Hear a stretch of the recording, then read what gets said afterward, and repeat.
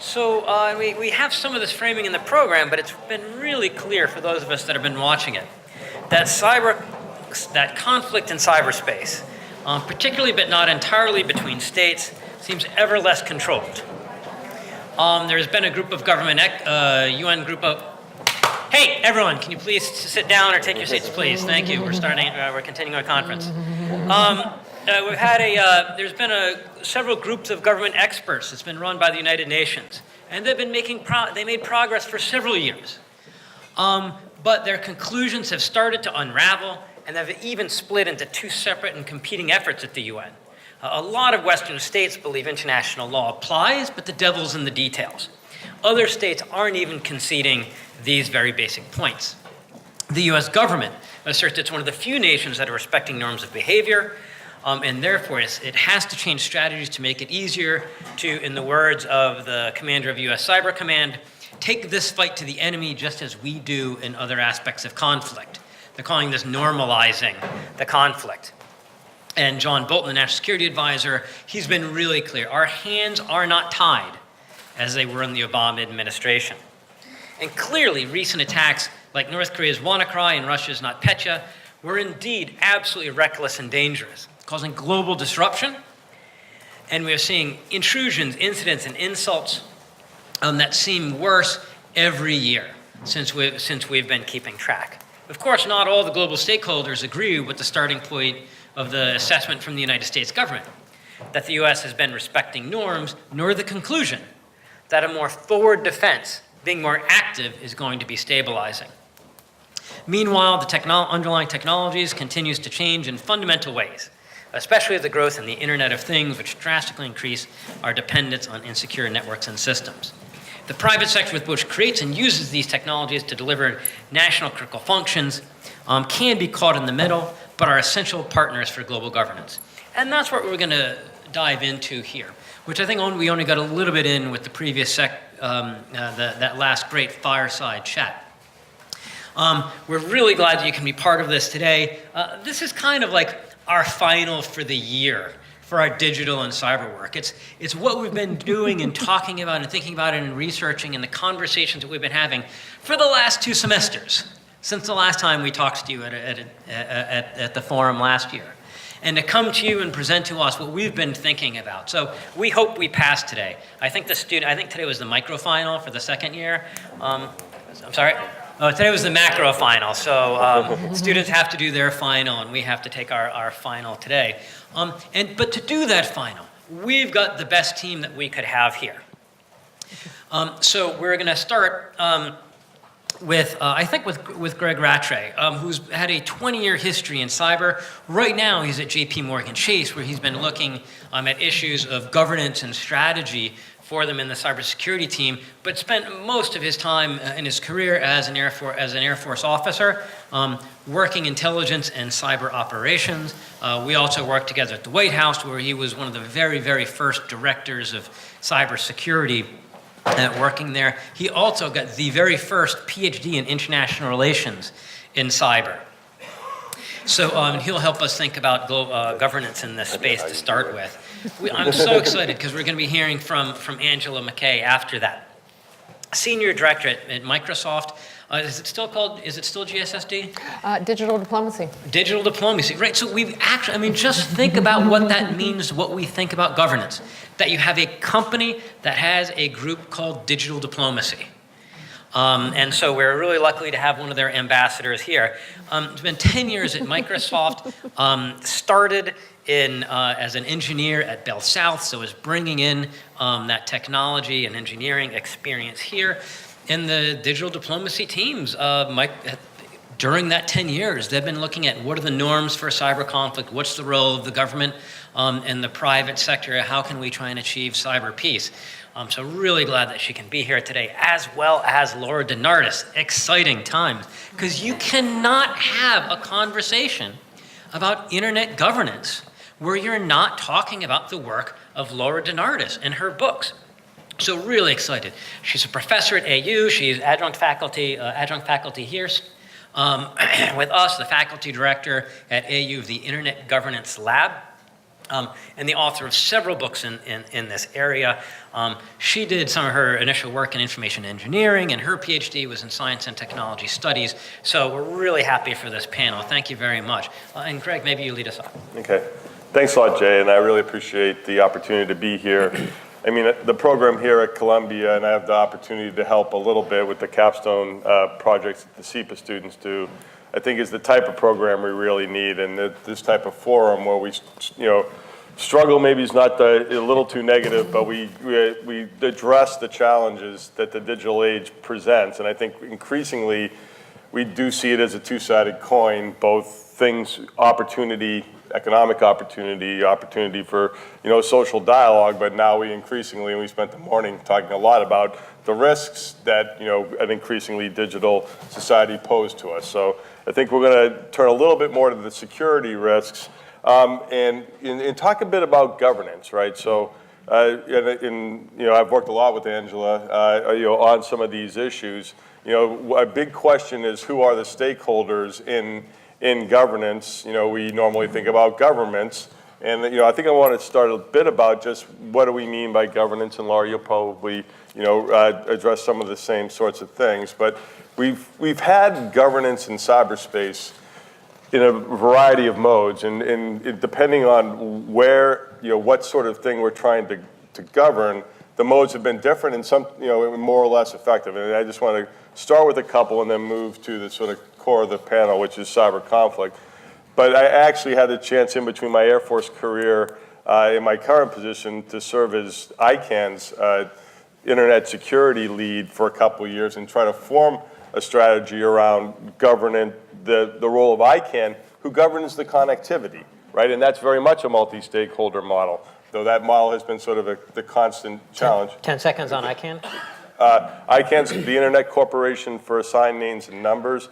Think about it as the people who create the rules by which when you sort of dial up on the internet through the domain system that you get to the right address when you get there. So the names and numbers are basically your internet IP addresses and domain names that are associated with those. Yeah, and you can tell you're dealing with people that have a lot of experience in the field when we still say dial up. Okay, please. So, other aspects of government, the technology itself. We talked a lot about regulation this morning. I think this is an essential element.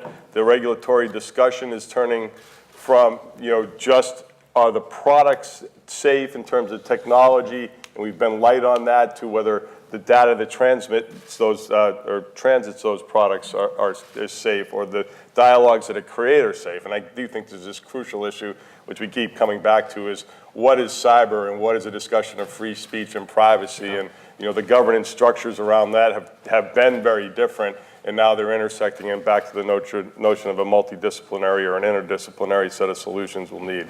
When it comes to security and stability, Jay mentioned it, there has been work done. Governments have addressed this. I actually remember being on the air staff, the Pentagon staff for the Air Force, where I actually sat next to Jay, and the Russians making a proposal for arms control in cyberspace in 1998. So we're 20 years into dialogues about how do you govern the security aspects of cyberspace. And over the past decade, the dialogues have largely been through the UN. And again, I would argue actually some progress does exist that has to be leveraged, but the question is how to go beyond norms. So for me, as a corporate guy at this stage, projecting what a global corporation needs, and our CEO has been very vocal about the risks posed in cyberspace and the need for increased governance, which should be both governmental and private sector, that the 2015 norm that was established, the principles that were established in 2015, which were validated by the General Assembly, to me is the type of normative basis we need. It basically said critical infrastructures, among other things, critical infrastructures are off limits for attack during peacetime, right? That's, from my perch, that would be a pretty good norm if governments behave that way. The issue is that governments of many governments understand that norm may have been established by the UN General Assembly, but don't feel a need to have their behavior affected by that norm. So we've started to articulate a construct around global cyber governance that takes norms and agreement on principle about what would make cyberspace safer and more stable, but then go farther in terms of getting to a system that is safer and more stable in terms of accountability and making sure that if transgressions occur, that we can identify who is accountable, where agreements might be possible. And then Microsoft's been leaders in this area for years now. And the notions of conventions, the notions of tech accords, and Angela will go into these things, as the fact that the private sector may actually have more capability to create accountability is essentially needs to be part of agreements. And then, hopefully we do get to the point where we're enforcing these norms. So again, I think the record is not wholly without progress, but progress, and many in the room have heard me. So I wrote a memo to my leadership recently, said, is the glass half full or 7/8 empty? And the fundamental point of that memo was the pace of progress on the security or the collaborative side is not keeping up with the degree of assumption of risks as technologies advance really rapidly and they're not adequately secured both by the actual technology itself and the normative structures and the enforcement of rules to make the systems safer so that as we move forward, we still have societies at risk to, as David Sanger was talking about, lights out scenarios, as we think about in the financial system, disruptions to the global financial system through cyber attacks. So, we feel like we've got to make progress. And I think, some of the things that Microsoft has done and Angela will describe are the types of things that I think really start to add value. So I think I'll stop there, Jay. Yeah, it's one of the things that, as we've been talking here, especially with some of our political science colleagues like Jack Snyder or Bob Jervis, and it's interesting, they're saying, we are always we can expect that we'll still have a lot of, call them cyber engagements. We'll still have espionage, we'll still have, maybe small disruption. But the way Jack Snyder put it is fewer, bigger swings. And he didn't mean necessarily swings of the pendulum. He also meant people taking big swings at the ball, right? I mean, aiming for the fences, so that hopefully, even if we do have these small things, it's not going to lead to inadvertent escalation, that it's stabilizing in the sense of our relationship with Russia or relationship with China, and that it doesn't become, like David hinted about with Israel-Hamas, right? That we jump between the line between cyber and kinetic. Maybe a cyber attack unintentionally causes death or destruction, or is seen as a really disruptive act that requires a kinetic attack that wasn't anticipated, or something that destabilizing it might destabilize the internet itself, such as going after the domain name system or some of the real core infrastructure. And just that you had mentioned the early UN norms, they've been proposed by Secretary of State Kerry, and one of our colleagues, Melissa Hathaway, who'd been at the White House, she said, what a dumb norm not to attack critical infrastructures. Why are we proposing that? We are never going to live up to that because we're just going to call it a covert action and it's going to be fine. And so, fortunately, you've been in the center of this at Microsoft, right? Your technologies have been weaponized by all sides, and you've been kind of stuck in the center. Yeah, it's interesting. As I was thinking about preparing for this panel, and I'd like, much like Greg did, just to say thank you to Jay and Dean Janow for inviting us and me here to participate. This has been a great forum for many years, and I am really excited to participate again. But, as I was preparing for this panel, I decided to look back. And I wanted to find, I was like, when was that first testimony that we wrote that talked about norms and deterrence? So in 2008, Microsoft wrote, or Scott Charney, our CVP at the time, testified before Homeland Security and Government Affairs and talked about, in the escalating environment of cyber attacks, that's in 2008, the importance of establishing rules of the road and then creating mechanisms for accountability to those rules such that you could have change in behavior. And I think much like Greg just said, there has been, and Jay noted in the opening, there has been some progress on what the rules of the road should be. Are they broadly agreed upon? Absolutely not. But is there some progress and then some backpedaling on that progress? Absolutely. But I think when we think about that, it's norms matter, but it's the behavior that matters more. We are all looking for this sufficiently stable ecosystem in which you recognize that cyber is a valid tool to be used consistent with the law of armed conflict, oftentimes may have less effect on, or is more proportional in this space. But at the same time, you want to make sure that that environment is managed properly. And one of the things, we've been investing in this for a very long time, but it really is key for people to address a particular problem, they need to understand it. And I think one of the challenges, and David even talked about this in the panel earlier, is that a lot of folks don't understand and don't feel the impacts of cyber attacks. This has been one of the very few upsides of the challenges towards democratic institutions and elections is you are starting to have a more informed public discourse on this, but it's still not well understood.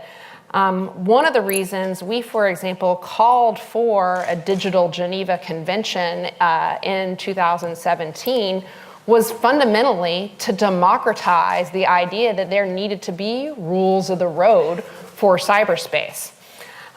This was much like what Sanger was saying about Panetta. And people needed something to relate this to. Now, is our call for a digital Geneva Convention exactly what we're talking about? No, but it's an idea that people can relate to, and they can start to conceptualize.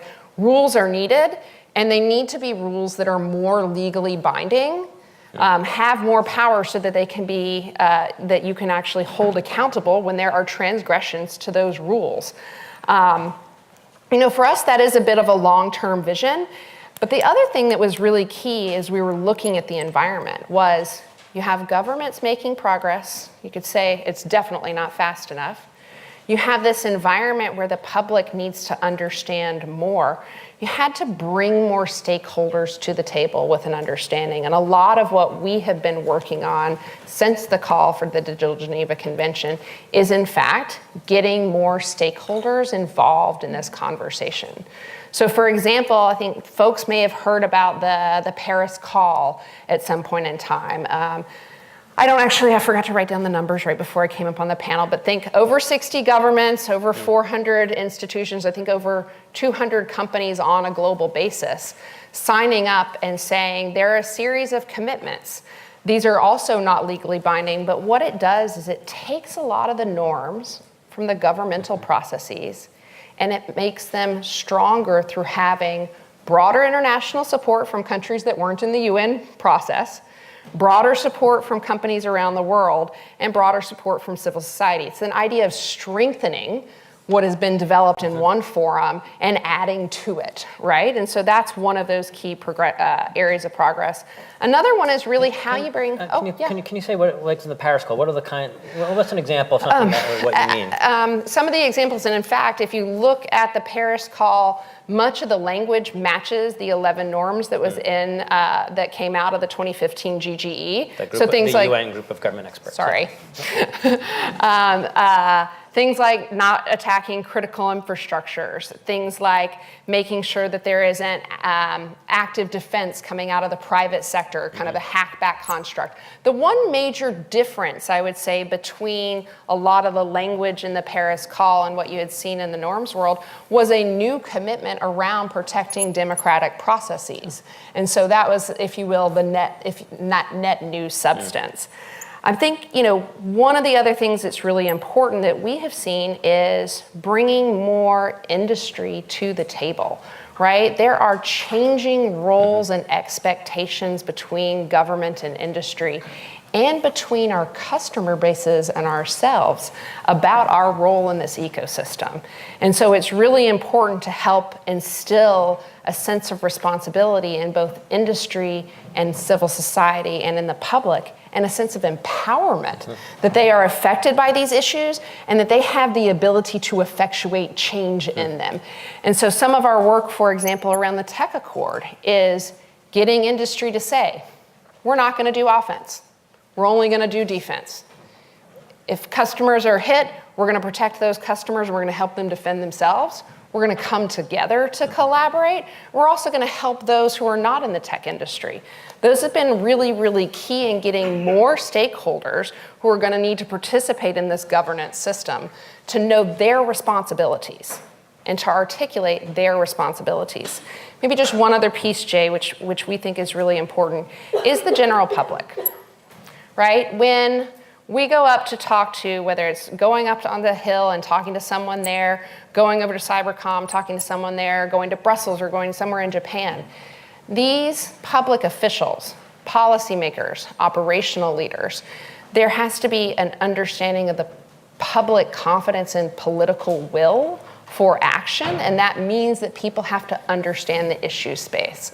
And so the last thing we've really worked to try and do is there's a campaign called Digital Peace Now that really is to try and help the broad general public understand these things and have a place where they can say, and at this point I think there's over 130 signatories on a global basis, this set of issues matters to me.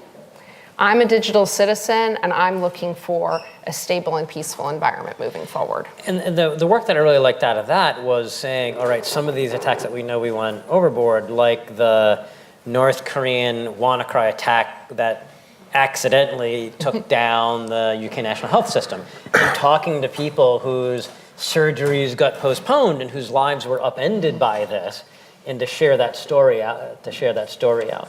Yeah, it's like when people talk about cyber attacks right now, it's how many computers were hit in how many different places in the world. And that doesn't relate at all. If you can talk about people, not just the UK National Health System, but the individuals who didn't get to have their surgeries, or in the Ukraine when you're talking about the small businesses who actually, when they were taken offline, were not able to come back. That connects to a series of values into your daily life, and it compels action. Yeah. Wow. And it's interesting, as I've been sitting with in the international relations space, especially talking to the realists, they won't talk about rules of the road. They talk about guardrails. What is it?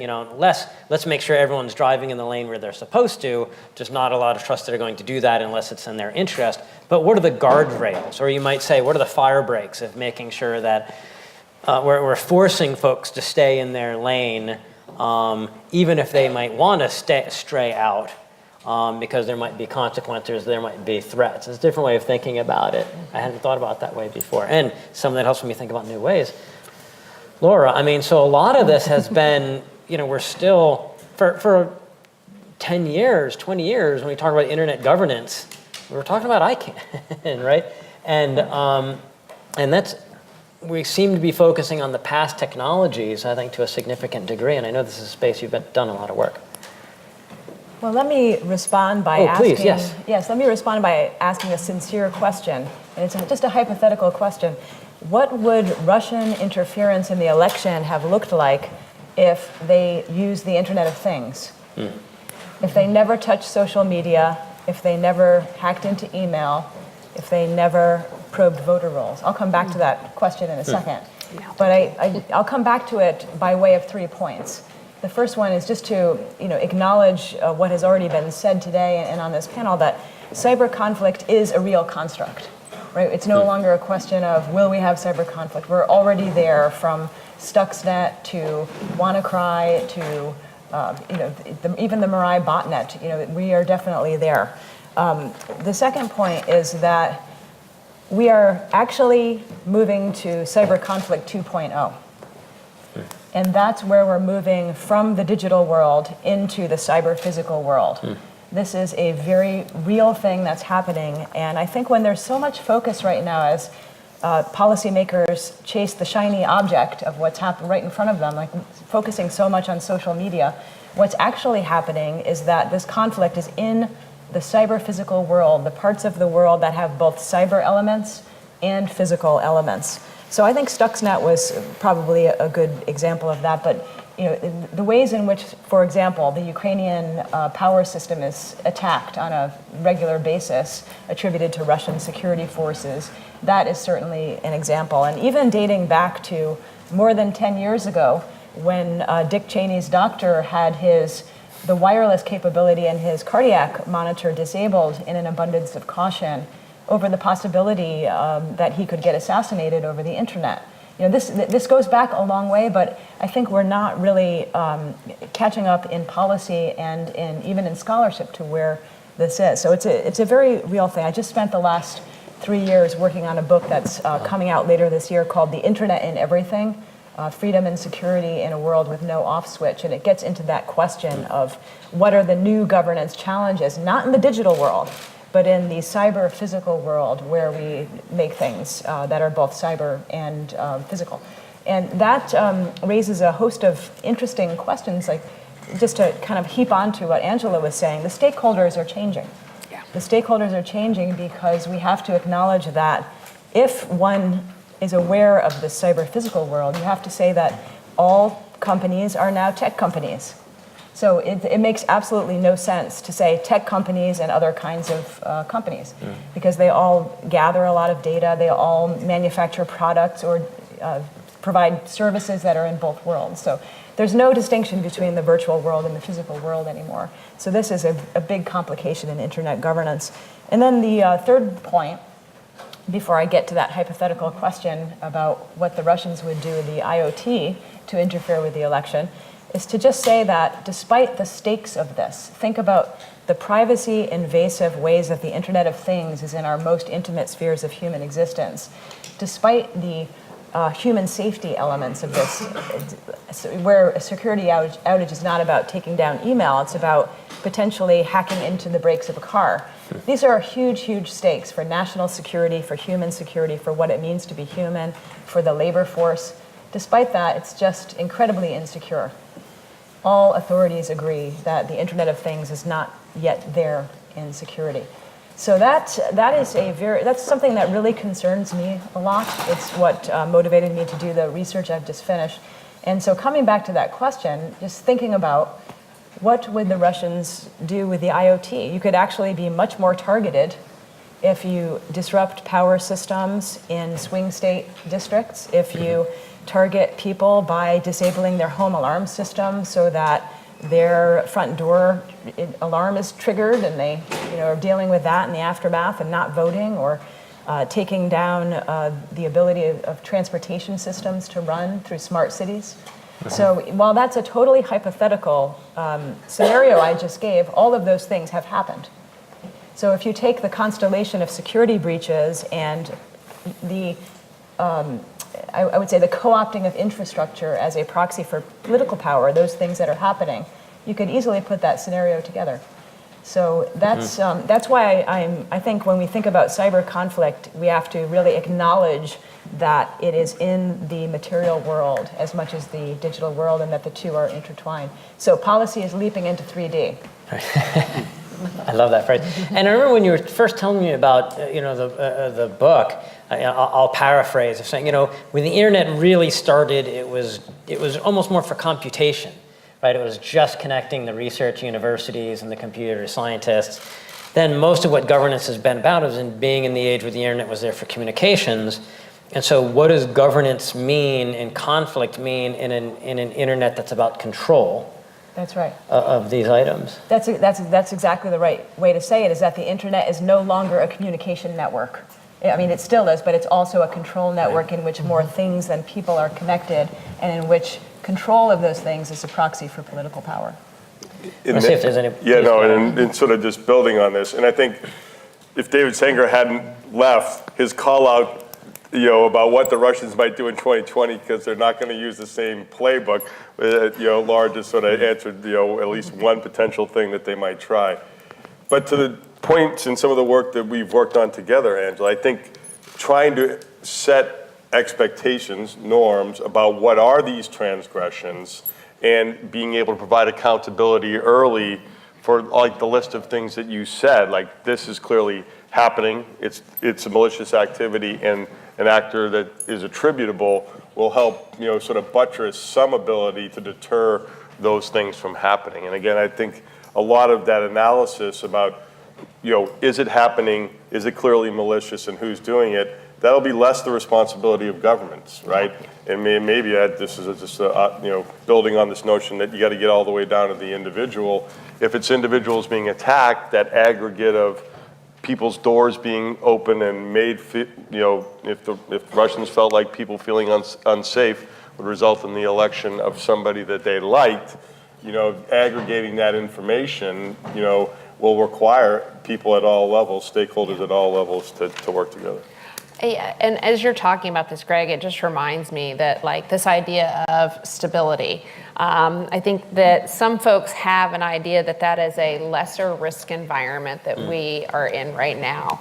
I actually don't necessarily share that view. I think about this as being an environment, again, where kind of governments are going to be able to use some tools, but the commercial interest can continue to operate. What I think hasn't been done is a reconciliation of this. And if you look at that trajectory of cyber attacks, we are at a scary place. We are at a place that is a permissive environment where we need to start ensuring that some actors are deterred from doing some acts some of the time.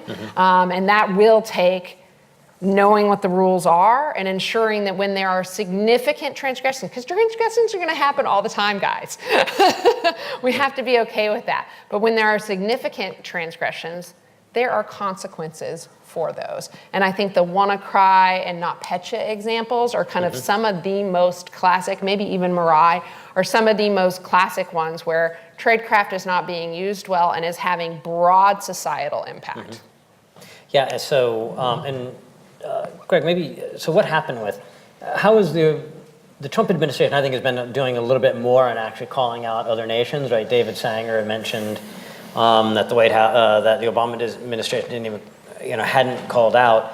And I think we're a little surprised to one degree the amount of continuity with a lot of the the Trump administration's cybersecurity policies kind of generally, but it seems like they have been calling out more and doing more coordinated calling out.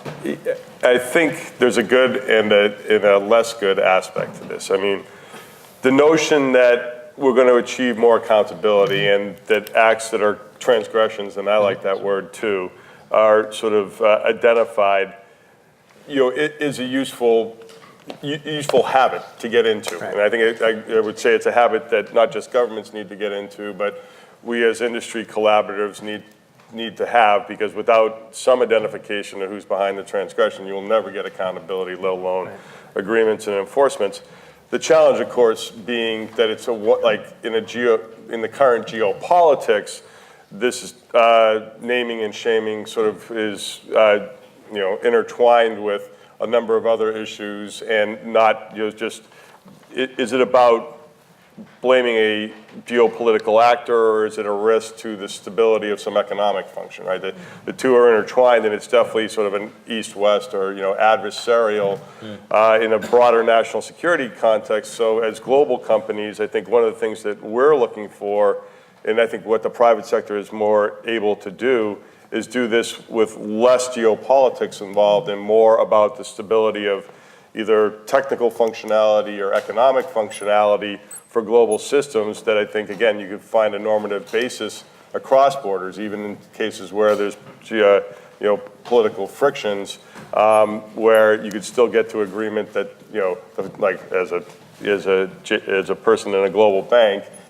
we think the global financial system is something that most nations would want to protect and would not want transgressions, would not want the formation of botnets that hold customers or the system itself at risk. So I would say probably on net the fact that there is more accountability going on by governments of each other, but it's pretty one-sided, right?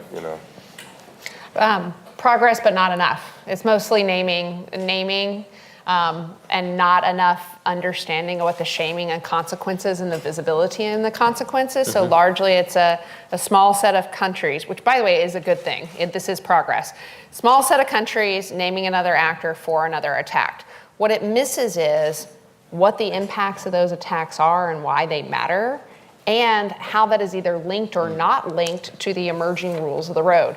It's got to be an arc that says behavior, impact, law, who's the bad guy, and then governments need to actually then have, and I think there is progress in this space, whether it's the Cyber Deterrence Initiative in the US or collaboration that I believe that multiple governments are working on, which is actually having some escalation and de-escalation ladder for consequences associated with that behavior, and ensuring they are proportional, of course. Yeah, it struck me when in the previous conversation with David Sanger, we were saying there weren't the consequences or calling out or consequences for the nations that were doing things that were seen outside of the norms, like NotPetya and WannaCry attacks.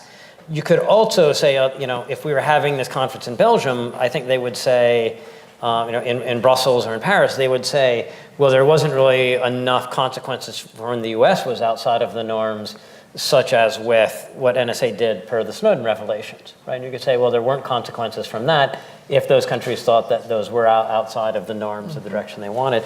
Laura, I did have one for you in that, when, Greg had started out in saying this, a lot of this started with the Russian, or the first formal proposal was the Russians in 1998 at the UN.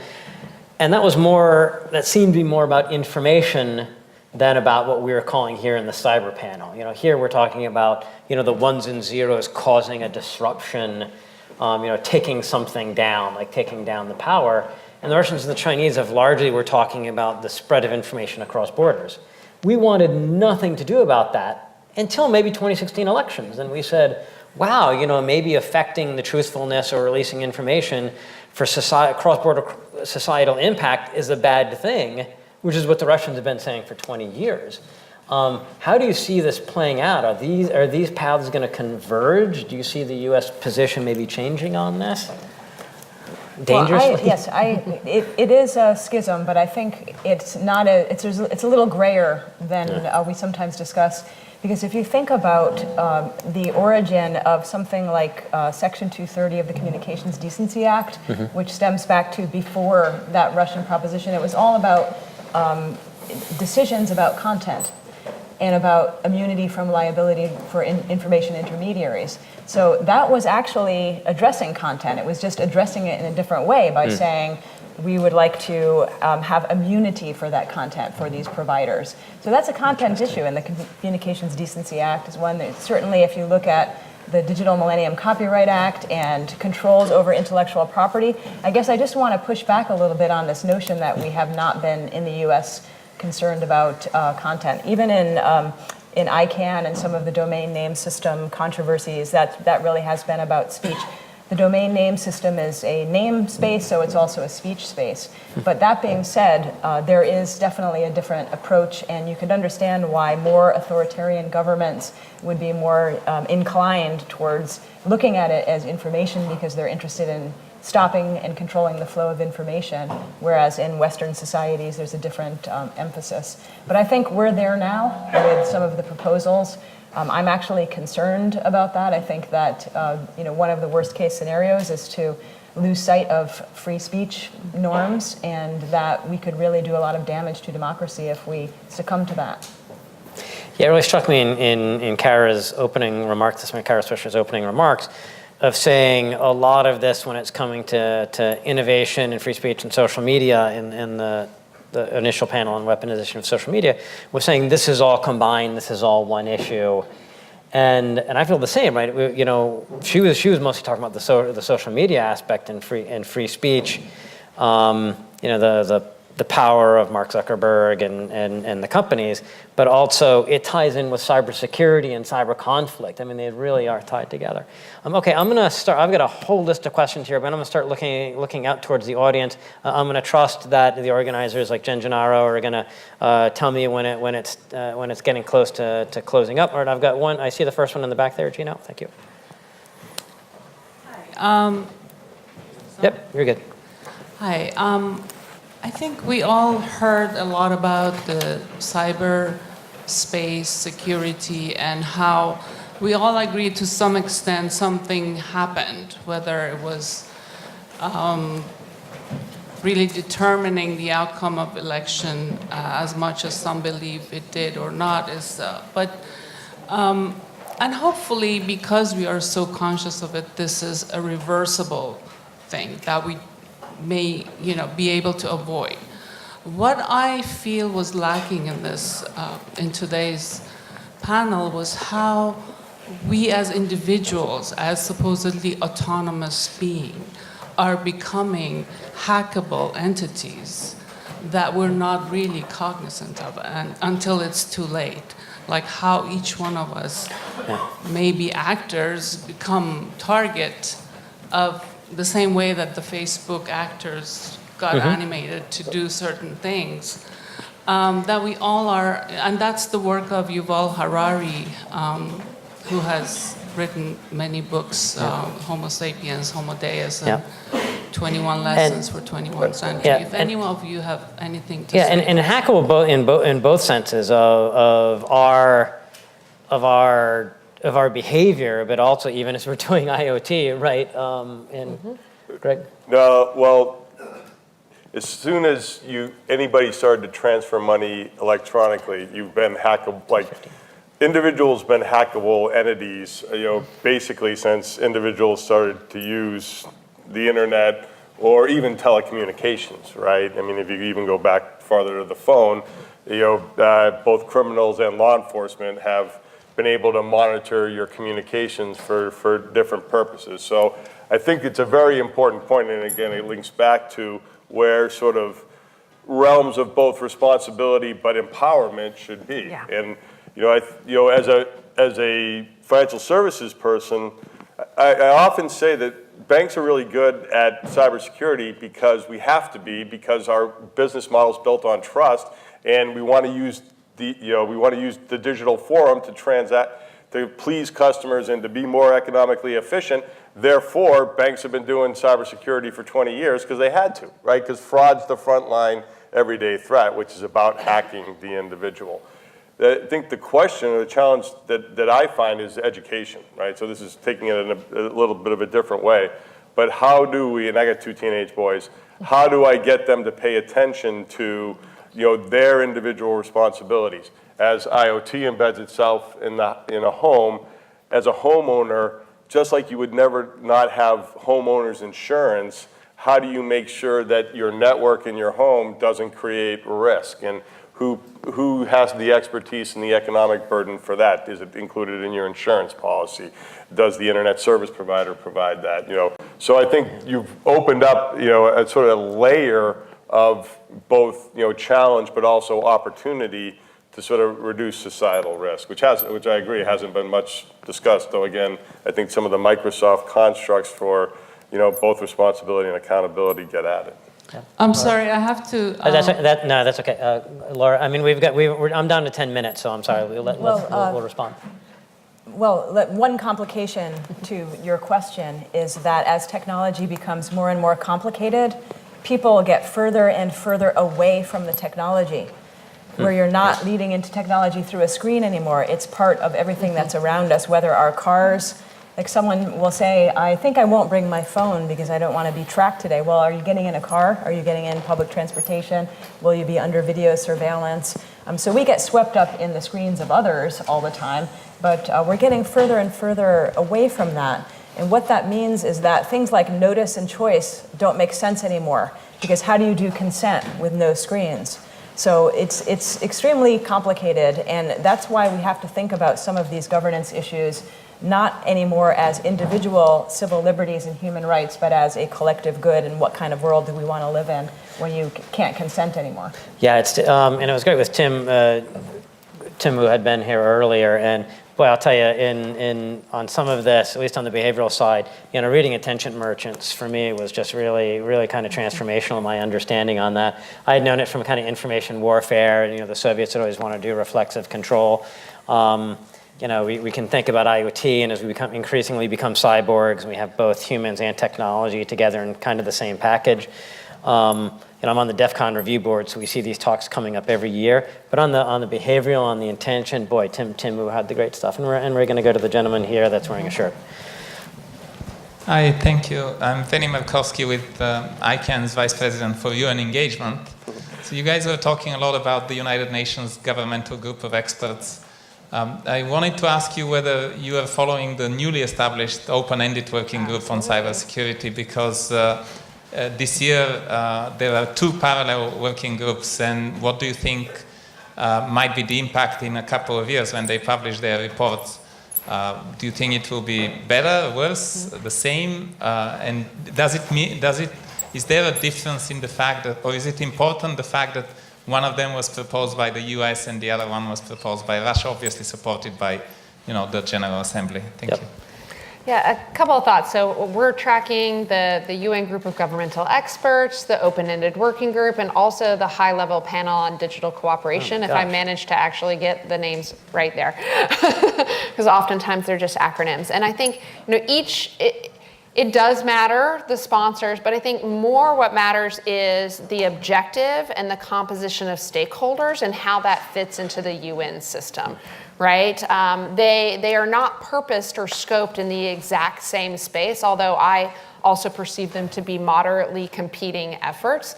I think a lot of what the GGE is intending to focus on is that practical implementation. What are the confidence building measures and the implementation steps associated with a series of norms? It's still a relatively small group. The advantage that the open-ended working group has really does have to do with being a more open process that more folks can contribute to. And I think that changes the narrative for the open-ended working group as being more consistent with the open environment of the internet. Now, whether or not I agree with that narrative, that's the narrative that is playing. And I think that the high-level panel, there you go, the high-level panel is also in this space. Part of what I think is important and part of our strategy is to work with each of these organizations, recognizing that in constructing and architecting a system for stability, again, there are different players, but we need to talk with all of them about the effective roles that they can take. And that's kind of the strategy bit that we're engaged in. And so let me get this straight. So there's, at the UN, which is just states, we've got 3 different efforts. You've got the Paris call, which was led by Macron. So it was kind of started by a state, but that also got companies to sign up to it. And Microsoft also did the Cyber Tech Accord, which is just companies. Tech companies, too. Just only tech companies. Mm-hmm. Okay. You can see why this is a rich space for governance, right? You've got a lot of these different efforts with these different folks that are getting together. Okay, and I think this is probably going to be the last question here. Please wait for the microphone. And it's going to take us a minute, but it's totally going to be worth it to have the microphone, because we are live streaming this thanks to the Internet Society. I'm concerned about. Oh, hey there. Okay, I'm concerned about the issue of deterrence, because we have to understand that these attacks are covert. So it's the same phenomenon as spying.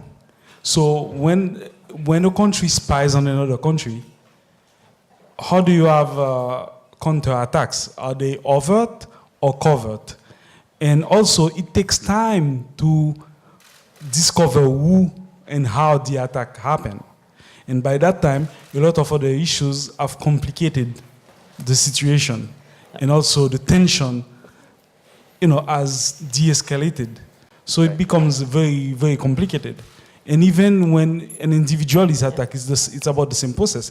It seems that the person, the entity that's punished is the entity that's a victim, because then nobody wants to do business with that entity, So how do you address these complications? That's really great. The hidden nature of these attacks, and you might not even know who did it. You might not even know that you had been attacked or that there was any impact at all, and it was maybe clandestine, not just covert. Difficult to counterattack and the timing. So, Greg, this starts with the military, and then I think we'll get the final comments from the 3, either on this question or just general points. Yeah, maybe I'll just try to address Okay, at least great. how I think about it. It's not a corporate position.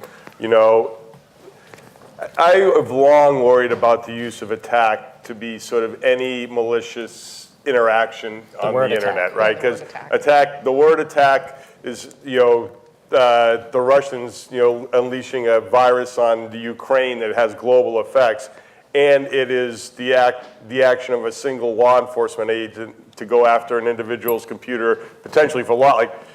So I really are going to return to where Angela said. There will be things that we can agree on that are off limits, you know, that have major societal effects, and that we need to build norms and the ability to be accountable, and there needs to be enforcement of those things.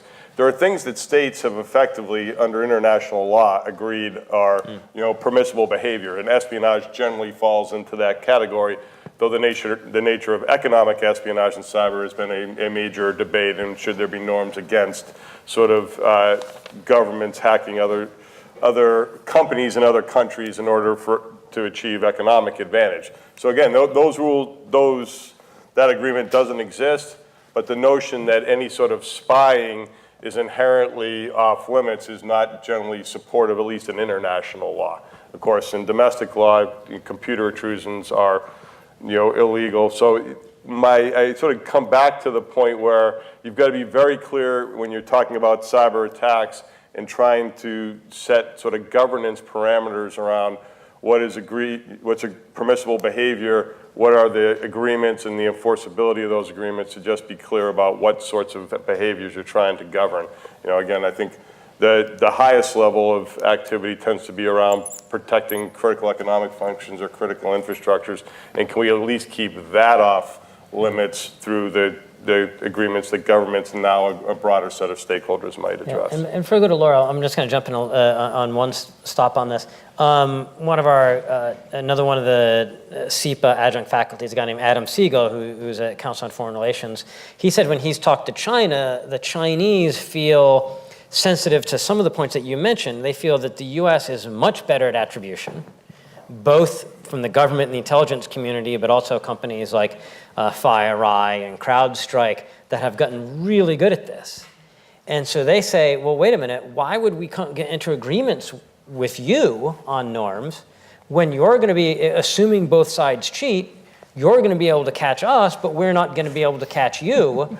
And so you've got this attribution mismatch. Now in Cold War, it was stabilizing for each side to say, all right, we'll have satellites over this other side's missile fields to make sure that there wasn't a surprise launch. Right? If you were to propose that here, well, let's hope the Chinese improve their attribution capabilities so that way they're going to know that we're not trying to sucker punch them. I mean, that's almost a laughable suggestion. It'd be considered treasonous in a lot of places in DC. You want to let the Chinese in? And so it gets, I love that point about David. Like, many of the questions are the same, but the answers are very different from Cold War. Okay, and final thoughts? Okay, just tying up a lot of the subjects that have been discussed in this panel and also throughout the day, the solution to a lot of this is stronger cybersecurity. And we are making a decision as a society to not have strong cybersecurity. I just want to say that out loud. And the governments have an interest in not having strong security because of foreign intelligence and because of surveillance reasons.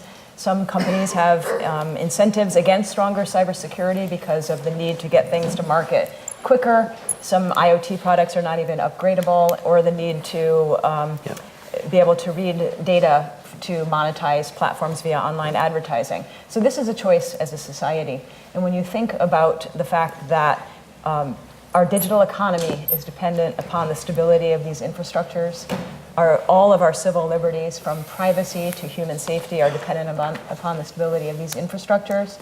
And now democracy is dependent, that we have to really be rethinking our approach to that. There's no reason to not have stronger encryption everywhere. There's no reason to stockpile certain kinds of zero-day exploits. There's no reason to have a device that does not have upgradability. There's no reason to have a device that has weak default passwords or no passwords at all. I mean, these are all low-hanging fruit kinds of things that can be done, and that I just want to make that as my pitch, that I still maintain that cybersecurity is a great human rights issue of our time. Wow. I'll just put behind that urgency.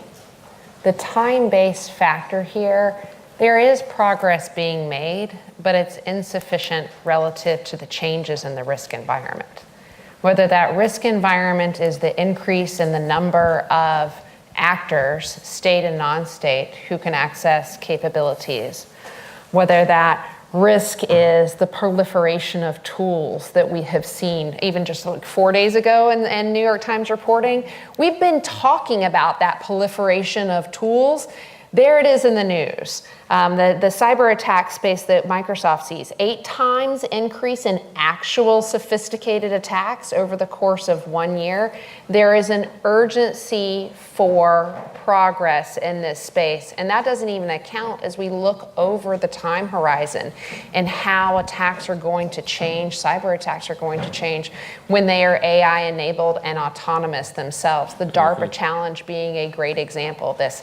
Time is getting down. It changes the power dynamics and the incentive and disincentive structure around first mover advantage.